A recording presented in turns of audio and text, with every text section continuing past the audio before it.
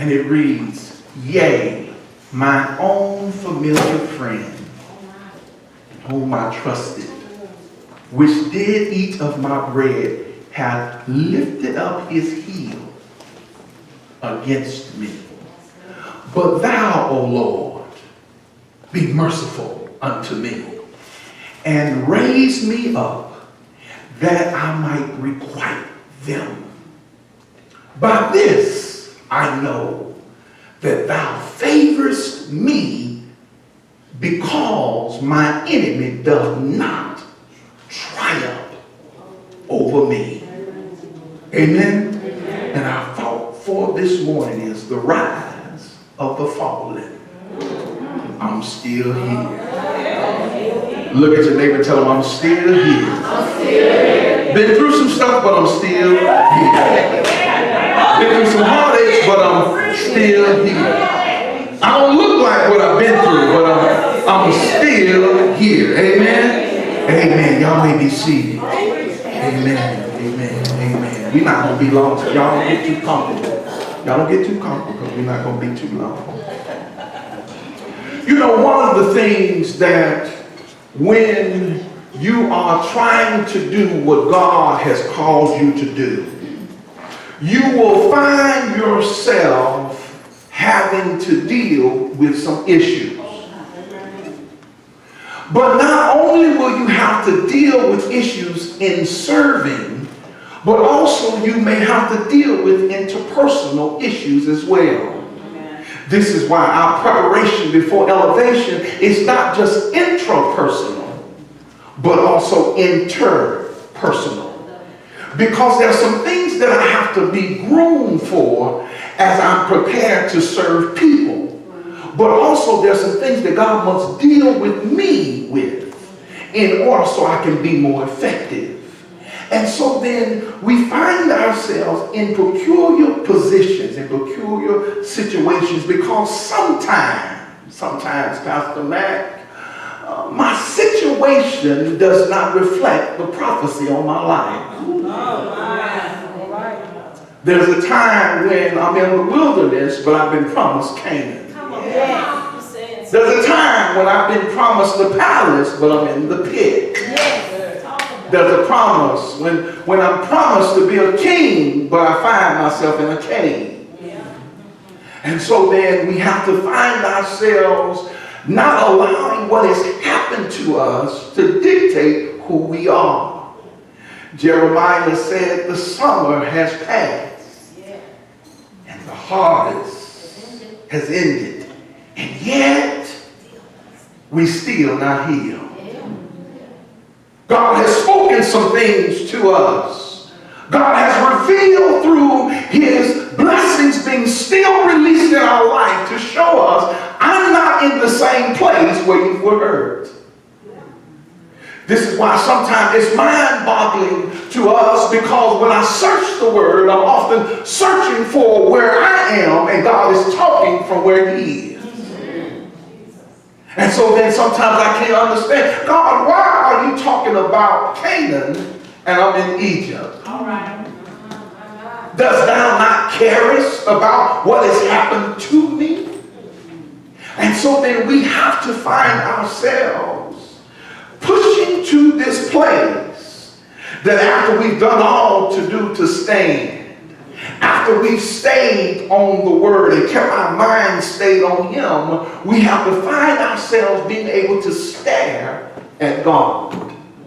Because one of the things I want you to realize, that whatever you focus on becomes your revelation. Whatever you stare at becomes the thing that you chase after. And so some of us are chasing ghosts. This is why you wonder, why after all this time I'm not able to accumulate or acquire what I've been staring at. Because it's something that's not attainable. Are y'all hearing what I'm saying? And so then this brings us to this place where we have to realize that God is trying to tell me that what has transpired in my life, although it's a part of my life, it is not the totality of my life. And so then I must move to another place. But I first have to find out, how do I deal with what happened to me? Because make no mistake, what happened to me was tremendous and tragic. And so then I want to use this text as a backdrop, because I want to plead your case for you, but also as your attorney, I want to show you that God has already rendered his judgment on your situation. Are y'all hearing what I'm saying? And so then we must first deal with this situation. And I want to talk about first the magnitude, watch this, of the relationship. Because whenever you've been hurt, it's because of a relationship that you had with an individual. None of us are hurt by strangers. It wasn't a stranger that hurt me. And so then this text says that the individual that hurt me was a familiar friend. It was someone that I did eat my bread with. It was someone that I trusted. And so then the magnitude of this relationship allows us to understand that this was someone that I was intimate with. This was not an individual that I had a casual relationship with. This was someone that I was tied to. This was an individual, could have been an individual that shared my last name. This could have been an individual that I allowed to govern me, to have authority over me. But make no mistake, he says that this was my own familiar friend. This was someone I was well acquainted with. And I became well acquainted with them because I served with them. I worked with them. I labored with them. I prayed for them. I loved on them. I gave to them. I trusted them. I lived with them. Oh my God. And so he said this was my own familiar friend whom I did sit down and eat with. This is why it has a reference. Some theologians say this has a reference to Jesus and Judas. Some say this is a reference to David and his son Ahithophel. And the prime minister, who was a prime minister, who betrayed David and his son Absalom. But he says this is somebody, make no mistake, I want you to understand the magnitude of this was not somebody I just met yesterday. It was not somebody that just liked my Facebook page, but instead it was someone that I gained access to me. It was someone that I entrusted my dreams with. It was someone that I entrusted my purpose, my assignment, my calling, my destiny, my heart with. It was somebody that I trusted my house with. This was somebody I trusted my future with. This is why the hurt was so deep to me, because it didn't touch me just mentally. It just didn't touch me superficially, but it touched me within the crevices of my soul. This is why it's taken me so long to get over this. This is why I hadn't gotten over it in 6 months, 6 years, because the depth of this situation has created a crevice in my life. It has created it. It has created it. And so he says, I trusted this person. I'm walking with this person. I thought me and this person were going places together. I thought me and this person were going to end up in the same place together.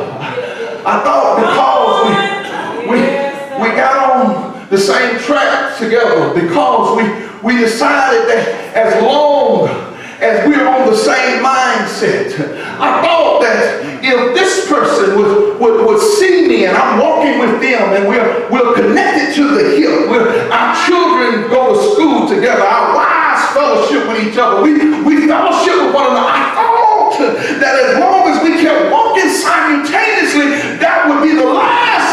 to happen to me. But instead I found out that the one closest to me hurt me. So then the magnitude of what I'm going through has caused me to seem like I'm walking, but I'm still in the same place.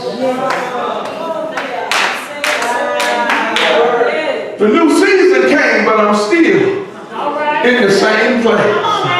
I'm walking as fast as I can, even though I've been wounded, because I know I've been taught you can't play injured, but you can play hurt. And so I've been trying to play hurt, but I'm still not going anywhere.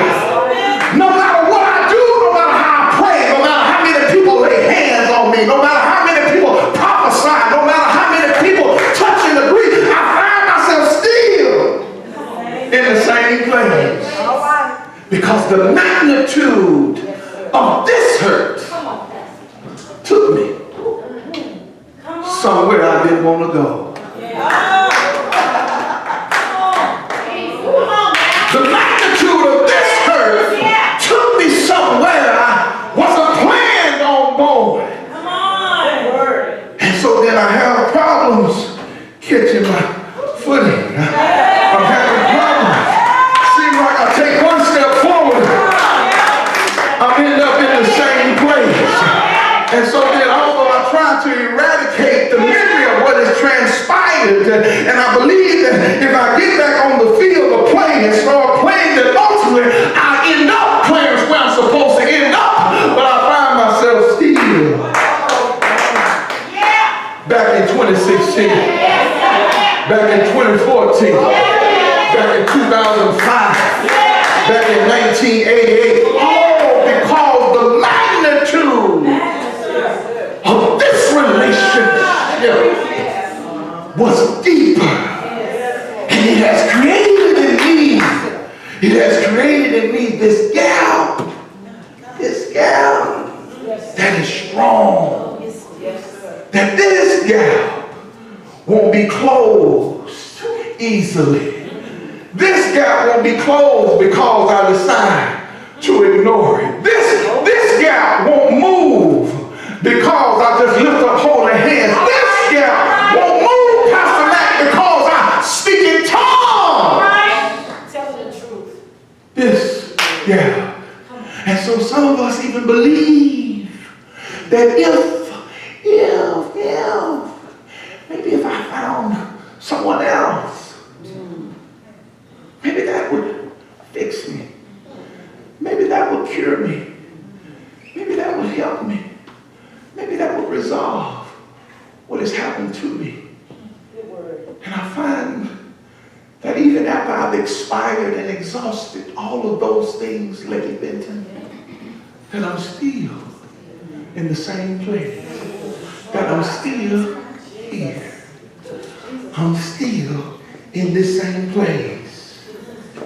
And so then, it wasn't bad enough to understand or to be hurt by someone that was close to me. But then the way they did it. This is why when he says, the one who lifted up his heel against me. Because then that speaks to the magnitude of the injury. Because he just didn't say to me, I was hurt. He just didn't say, they got on my nerves. He didn't say that I was just hurt for a moment. But he articulates that not only was it someone that I did eat my bread with, that was a familiar friend, but he says he lifted up his heel against me. Now you say, well, why is that so significant? Because it brings into reference that when you see that connotation, it applies to a horse that would kick its master, and the master was the one that was feeding it. So you say, what does that have to do? What does that have to do with this situation? Because I could deal with being kicked by somebody I wasn't close to. I could deal with being kicked with somebody I didn't sacrifice for. I could deal with being kicked by somebody who didn't know me, who really didn't understand me. I could deal with that, but he said it was the one who lifted up his heel. Which means, watch this, because in order to kick him, that means they have to be in close proximity. Because there's no way the horse could have kicked him if he wasn't there serving on the horse. And so then we find that he says, I've been hurt trying to serve. I'm hurt trying to love. I was hurt trying to give to y'all. I was hurt trying to work for y'all. I was hurt trying to do what you couldn't do for yourself. I was hurt because when you weren't able to do, I was doing for you. I was hurt. And I never thought, Clarence, the one that I was served would turn around and lift their heel up against.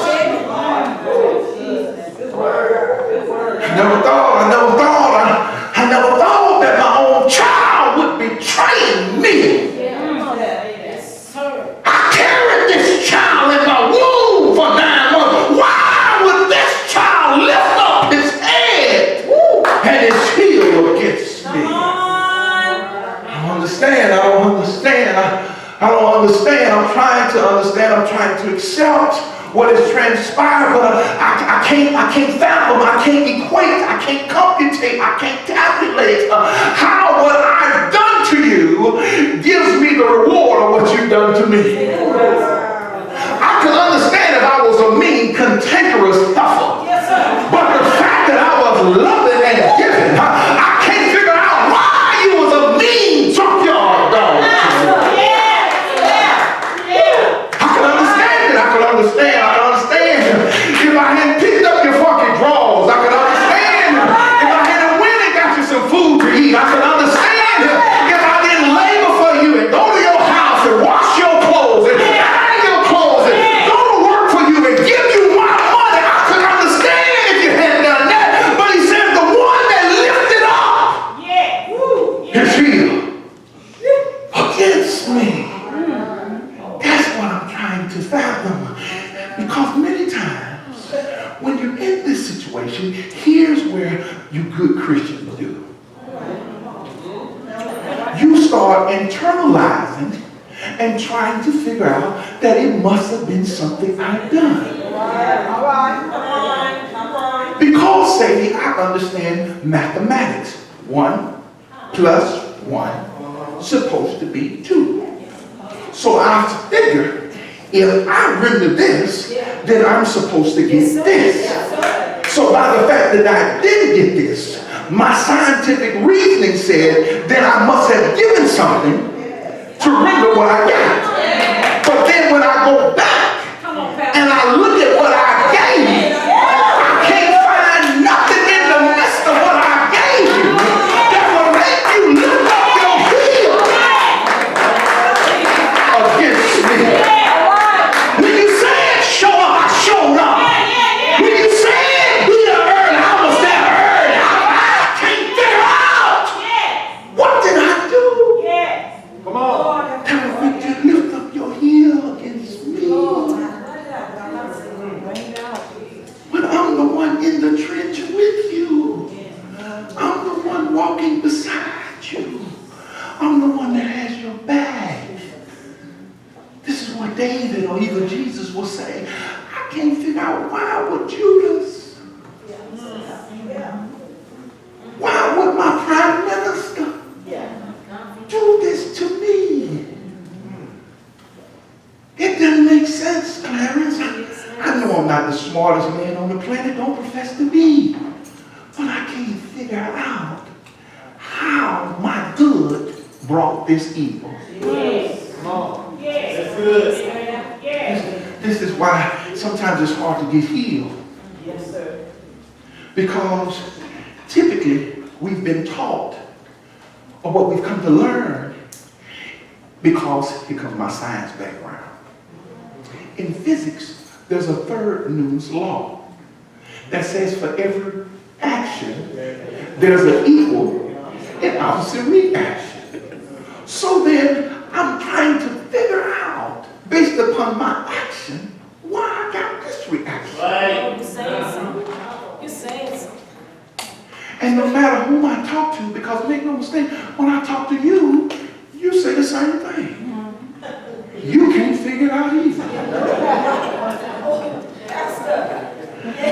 Even the conclusions that you came up with, I've already come up with them and tested them. That's right.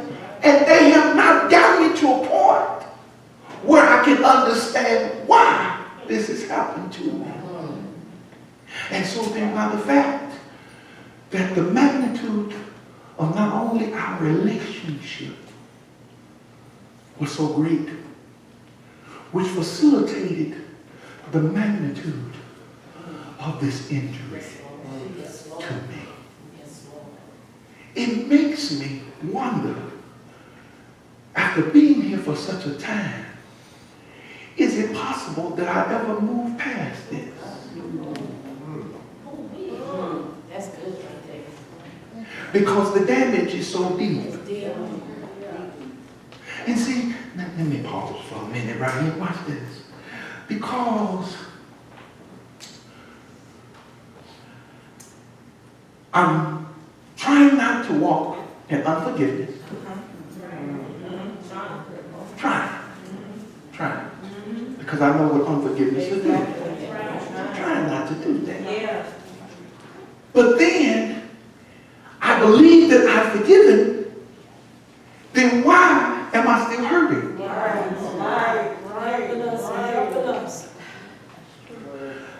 I believe. I said, God, I forgive him. I forgive him. I said that, God. I've said it multiple times. Then why, through my confession, have I not been healed? Because I'm no longer holding myself nor them to the offense. So why am I still reliving this moment? Why, Clarence? And it is because when you take the magnitude of this relationship with the magnitude of this injury, it produces, watch this, I'm going to use this phrase, a Grand Canyon of a deficit within my spirit. And so the filling of this place cannot be done through ordinary means. Because this wasn't an ordinary hurt. This is not an ordinary relationship. Because if it was my enemy, I could cut you like that. Wouldn't lose no sleep. But the problem is, I'm in covenant with you. See, this is what makes it hard. Because I'm in covenant with you. I'm in relationship with you. I'm in partnership with you. And because of that relationship, I cannot sever the tie. Right. This is why, even as a mother or a father with their children, even I can say I disown you, but you're still my blood. As a spouse, I could say I'm done with you, but we still go to the same address. And so then, watch this. I gotta come down one more time before I get there. Because here's the thing. I'm gonna jump to your side for a second. Come on. That when you're in situations like this, it makes you feel trapped. Because, Mistress, you're trying to figure out how to be healed, but stay here.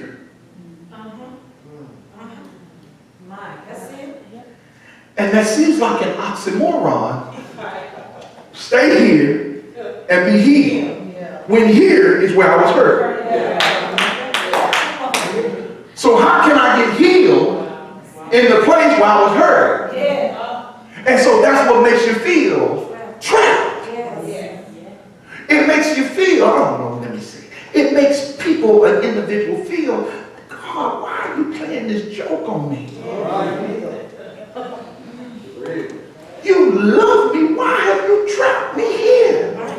Because you know I can't go. Let me rephrase that. I have the choice to go, but I don't want to go. But yet, I'm not getting the healing here at the place that I got hurt. And so it doesn't make sense, God. It doesn't make sense for you to tell me to remain, or to tell me that we discussed earlier when he told Hagar, go back. Go back to Sarah. It doesn't make sense to stay here when it seems like leaving would resolve all of my issues.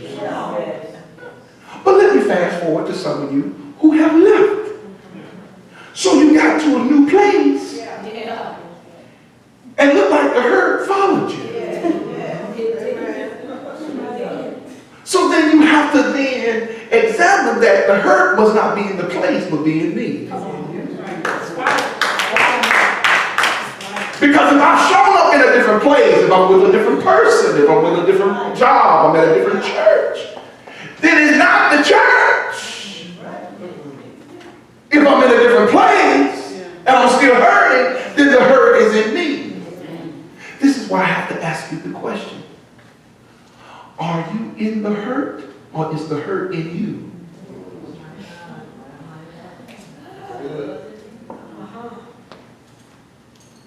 Are you in the hurt, or is the hurt in you? Because if the hurt is in me, then I have a choice to deal with the hurt that's in me.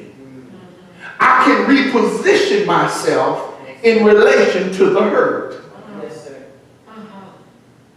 So that the hurt no longer hurts me, but becomes a hurdle.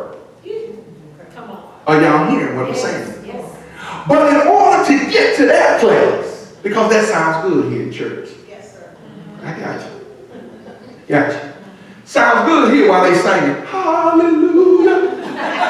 Salvation and glory. Oh, that sounds good. That feels good here. You don't feel no hurt here because the presence of God has numbed that. That's why some people wonder, why don't I feel the same way here when I get in my car, when I get back home, or when I go back to work? It's because there's a presence here. That's why you can't go into the presence of God and feel the same way. This is why the worship team practices and rehearses, because they're trying to create an atmosphere so that when you come in, you get to step outside of your hurt and then turn around and say, hurt, I'm not going to stay in you. Because just because you're in me does not mean I have to stay in you. Good word. Are you hearing what I'm saying? This is why when you get home and you realize, wait a minute, man. We were just lovey-dovey, everything was fine. You get to work on Monday and everything is kosher. When you get there, you happy. Yeah. And before lunchtime, here they go again. Here they go again. When you lay down at night and hear that mind go again. And so this is why the magnitude of the relationship and the magnitude of the injury requires something of greater magnitude. Amen. Are you hearing what I'm saying? This is why an ordinary healing won't help. This is why the scriptures, you know, like we like to run back to our favorite scriptures, our favorite spiritual things we like to do. This is why that had helped you. Because this is an ordinary situation. And so then, watch this. You notice that he shifts because of the magnitude of the relationship and the magnitude of the injury. the magnitude of the healing, watch this, look at this, has to be great. This is why he says, okay, God, because you know in the scripture, he never asked God to give him.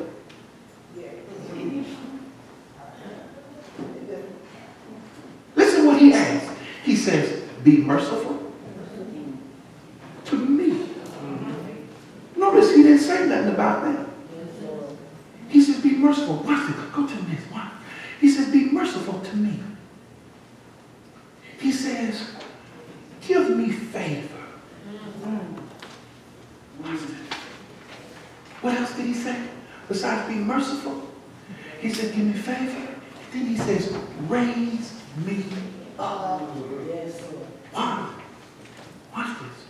Because in that he's dealing with three aspects.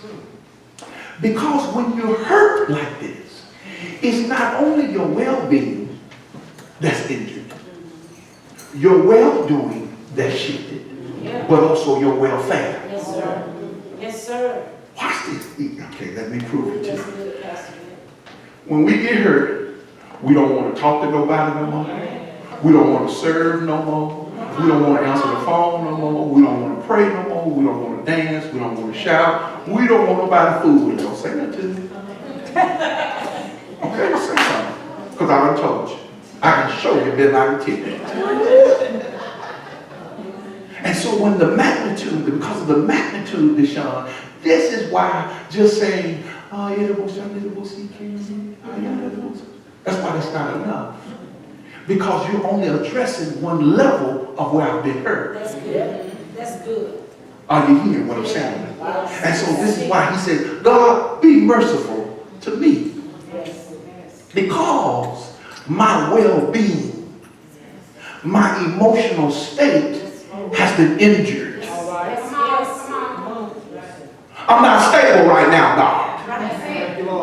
I'm subject to bust a cap. Oh, I'm sorry. I'm subject to go off on somebody. And it is because my well-being, my emotional state has now been rattled. This is why when you've been hurt, you're on a roller coaster. Feeling good. Praise the Lord. Hallelujah. Good to see y'all. Then next week we see, walk by, you don't speak. That's because your well-being is still arrested.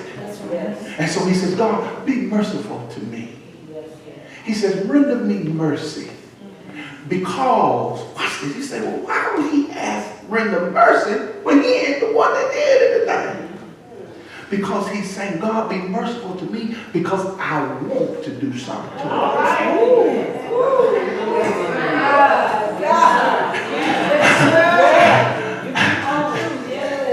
This is why he uses the word requite and not retaliate. Because I want to retaliate to you because you done done something to me. I want to repay you like for like. But he says, be merciful to me, God. Because I'm trying to live holy even though I don't feel like being holy today.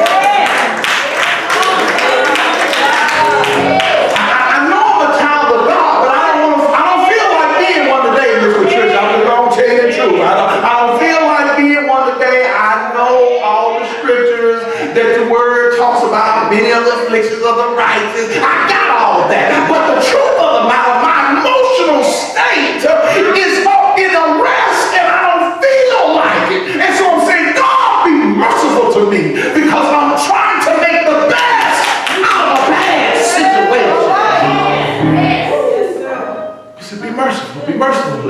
Get me in check first. I can't deal with them because I need to hold me in check. Because I'm subject to do something later on that I'm going to have to repent for. Because the truth of the matter, the way my mind works, I can think of some stuff that you please. Okay. Let me go over here on this side. Because y'all sitting over there like you ain't never thought about how to get somebody back.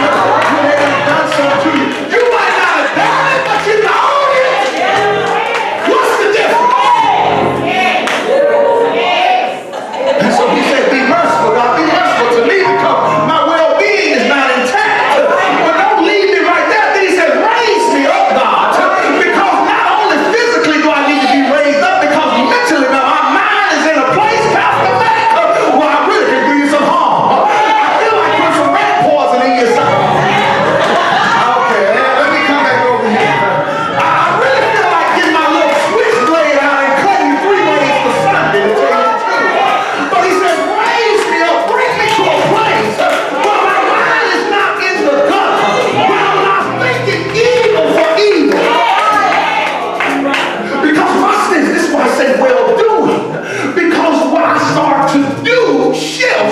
hurt. I don't want to do the right things when I'm hurt. I'm suspicious when I'm hurt. I start looking at you cross-eyed when I'm hurt. I start suspecting you when you do stuff when I'm hurt. And so he said, raise me up. Raise me up so that my well-doing, because I know the Bible says, be not weary in well-doing. But the truth of the matter, I feel like doing bad. I don't feel like doing well to you. I'm just going to tell you. Based upon my well-being, I want to do some well-bad stuff. Y'all don't hear what I'm saying. And so he said, God raised me up. But if that's not enough to be merciful, because that only takes care of my emotional state. And then raise me up, that takes care of my physical state. But then he says, watch this, this is key. He says, well, grant me favor. Now this is the part where we don't get. Because we're too busy, watch this, we're too busy working on turning everything about us. But when he says, God, grant me favor, why? So that my enemy does not triumph over me. Now wait a minute, I had a hard time with that one right there. I kept reading it again. He says, grant me favor so that my enemy does not triumph over me. Well, how does having favor does not grant my enemy the opportunity to mock at what he has done to me? Because here's the thing, this is why I say you feel trapped. Because when you feel trapped, you feel like they're getting over on you. Because you can't get them. You feel like, because you got to take the high road. Like Michelle Obama said, they go low, we go high. I don't want to go high all the darn time.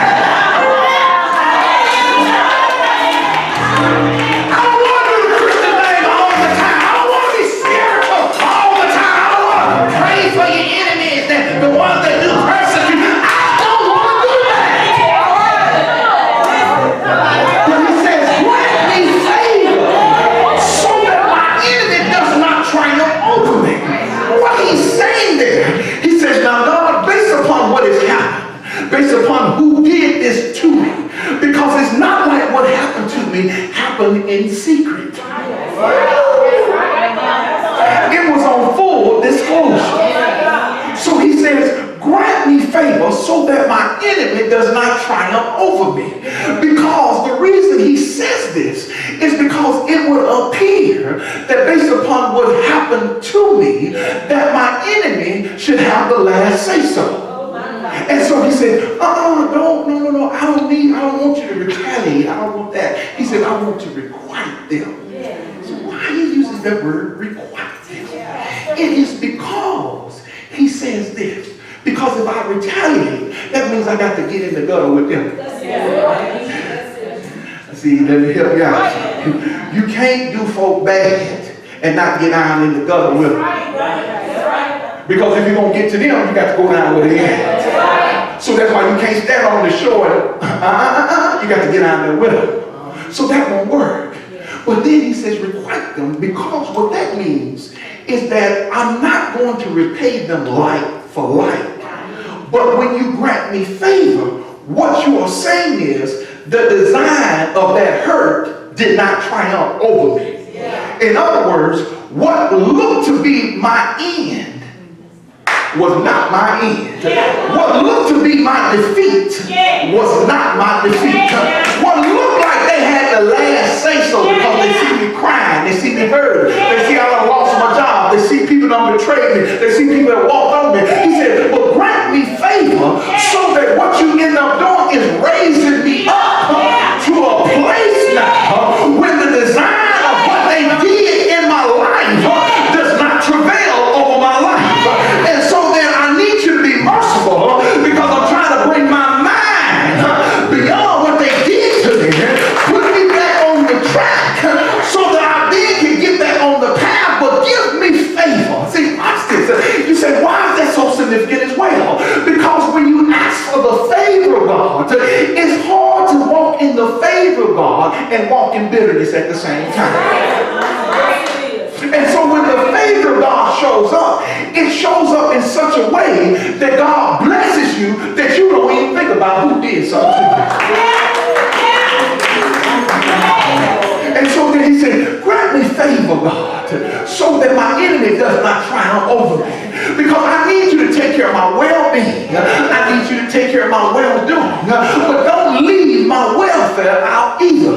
Because I need my welfare to be taken care of. Because when they hurt me, it made me want to stop. When they hurt me, I didn't feel like going to work. When they hurt me, I didn't want to pray no more. When they hurt me, I didn't want to worship no more. When it hurt me, I didn't want to praise no more. When it hurt me, I didn't want to lift up nobody. When it hurt me, I didn't want to evangelize. When it hurt me, I didn't want to prophesy. When it hurt me, I didn't want to come to church. When it hurt me, I didn't want to be obedient. When it hurt me, I didn't want to be submissive. When it hurt me, I didn't want to be obedient.